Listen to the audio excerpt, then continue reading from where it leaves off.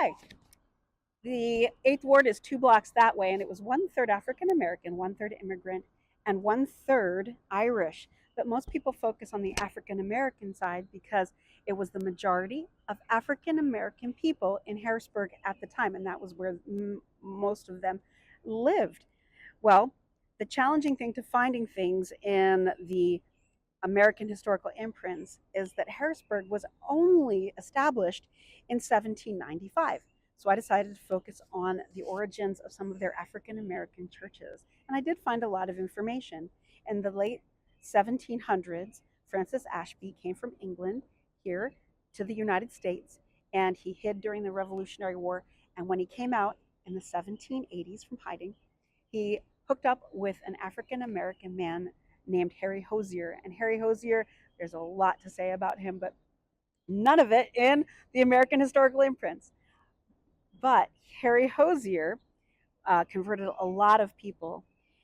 And according to the Methodist Episcopal Church minutes from 1795, the Philadelphia Conference in the American Historical Imprints, there were at the time 48,121 white Methodists in the United States and 12,170 black Methodists in the United States, a 1-to-4 ratio.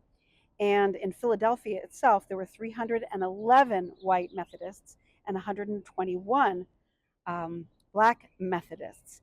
And there was a specific incident in 1791 where two African Americans, Richard Allen and Absalon Jones, they were in a congregation, a meeting in Philadelphia, and they were asked to leave because they needed more room for the white people, even though they were in the black section. They were kicked out. They said, we got to do something. So they started their own congregation and called it the Bethel, or Mother Bethel African American Methodist Church, Episcopal Church. And that started in Philadelphia.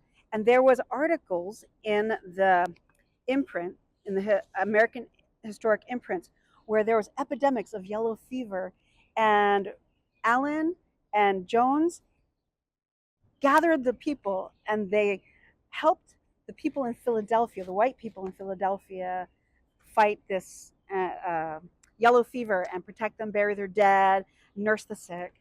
And there were several articles written about their efforts there. Well, about a few years after the Bethel, Henry Hosier also started a congregation under the General Wesleyan Church, and he called it the Zoar Episcopal. The Zoar Methodist African American Episcopal Church, and that was started in 1794 up in Philadelphia. Well, coming back here to Harrisburg, Henry Boehm came preaching around here, and he said that there was not enough Methodists here, but there were. There was only a handful, less than 20 whites, but there was over 900 African American Methodists here in Harrisburg. So they built a church right here on the corner of Mulberry and 3rd. But if you notice right now, it is railroad tracks. They were kicked out when the railroad and the canals came.